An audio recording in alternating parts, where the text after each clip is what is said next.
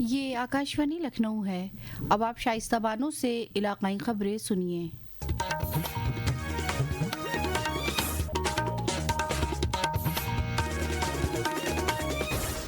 वज़ीर आज़म नरेंद्र मोदी की सदारत में कल हुई मरकजी वुज़रा काबीना की मीटिंग में वज़ीर आज़म फसल बीमा स्कीम और दोबारा तश्कील मौसम पर मबनी फसल बीमा स्कीम को 2025-26 तक जारी रखने और fund for innovation and technology की तश्कील का फैसला किया गया। इस स्कीम के लिए 82,474 करोड़ रुपए का फंड और FIAT की तश्कील को भी मंजूरी दी गई। वज़ीर बराए इत्तलात और नशियात अश्विनी वैष्णो के मुताबिक फसल बीमा में अलॉट रकम बढ़ाकर 69,515 करोड़ रुपए कर दिया गया। उन्होंने बताया कि गुज़िश्ता 8 वर्षों में किसानों को बीमा स्कीम के तहत 1,70,000 करोड़ रुपए की रकम की अदायगी की गई। जो फैसले आज लिए गए वो सारे के सारे किसानों के वेलफेयर से संबंधित है। आज सबसे बड़ा एक फैसला लिया गया कि प्रधानमंत्री फसल बीमा योजना उसके एलोकेशन को एनहांस किया गया, 69,515 करोड़ किया गया। और ये जिस तरह का अभी तक का अनुभव आया है, जिस तरह से इस स्कीम में यूटिलाइजेशन, जिस तरह से रिस्पांस मिला है, जैसे किसानों के जीवन में जो रियल परिवर्तन आया इस स्कीम से, उसके कारण इस एलोकेशन को एनहांस किया गया। मरकजी काबीना के फैसलों पर वजीर आला योगी आदित्यनाथ के साथ ही रियासत के किसानों ने वजीर आजम का शुक्रिया अदा किया। वजीर आजम नरेंद्र मोदी की क़यादत में साल 2024 में भारत की सकाफती फ़क्र में काबिल जिक्र इजाफा हुआ है। अयोध्या में राम मंदिर में श्री राम की प्राण प्रतिष्ठा एक अहम रूहानी और सकाफती मौका रहा। पेश है एक रिपोर्ट। भारत ने 2024 में प्रधानमंत्री मोदी के दूरदर्शी नेतृत्व में अपनी सभ्यतागत विरासत को संरक्षित करने में उल्लेखनीय प्रगति की है। भारत 13 जनवरी से 26 फरवरी तक प्रयागराज में होने वाले महाकुंभ मेले 2025 के लिए भी तैयार है। यह आयोजन दुनिया के सबसे बड़े आध्यात्मिक समागमों में से एक होने का अनुमान है। अक्षित वैद्यान, आकाशवाणी समाचार, दिल्ली। वज़ीर आला योगी आदित्यनाथ ने कल रियासती सड़क तहफ़्फ़ुज़ कौंसिल के अफसरान के साथ जायजा मीटिंग की। इस दौरान उन्होंने एक्सीडेंट पर रोक लगाने के अहकाम दिए। मीटिंग में वज़ीर आला ने महाकुंभ में बेहतर ट्रैफिक निज़ाम के लिए PRD और होमगार्डों की तादाद में इजाफे को भी कहा। साथ ही ट्रांसपोर्ट कॉरपोरेशन की बसों के ड्राइवरों का बाकायदा हेल्थ चेकअप कराने और बसों की फिटनेस का भी ध्यान रखने के अहकाम दिए। पेश है एक रिपोर्ट।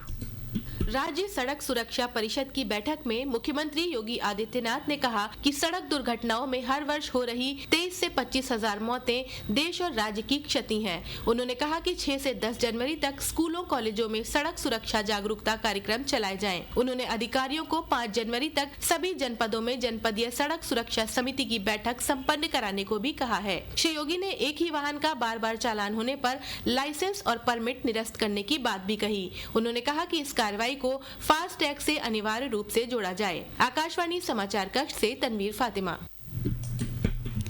वज़ीर आज़म नरेंद्र मोदी के टीवी से पाक भारत के अहद को अमली जामा पहनाने की सिमत में वज़ीर आला योगी आदित्यनाथ ने अब एक नई पहल की है। वज़ीर आला ने retired IAS, PCS, vice chancellors, lecturers और दीगर सीनियर अफराद को नीच है मित्र की बड़ी जिम्मेदारी दी है। ये मित्र इंसदाद टीवी की कोशिशों में अवामी बेदारी के लिए ताउन देंगे। वज़ीर आला ने कल एक खास मीटिंग में रिटायर्ड अफसरान का खैर मकदम किया और टीवी से पाक उत्तर प्रदेश मुहिम को कामयाब बनाने के लिए ताउन की अपील की। वज़ीर आला ने कहा कि सेहतमंद भारत से ही मुस्तहकम भारत की तामीर मुमकिन है। रियासत में टीबी के इलाज की शरह गुज़िश्ता 4 वर्षों में 89% से बढ़कर 92% हो गई है। वज़ीर आला ने बताया कि नीच है स्कीम के तहत DBT के जरिए 27 लाख मरीजों के खाते में 775 करोड़ रुपए की अदायगी की गई। वहीं रियासत के 1372 ग्राम पंचायतों को टीबी से पाक किया गया है।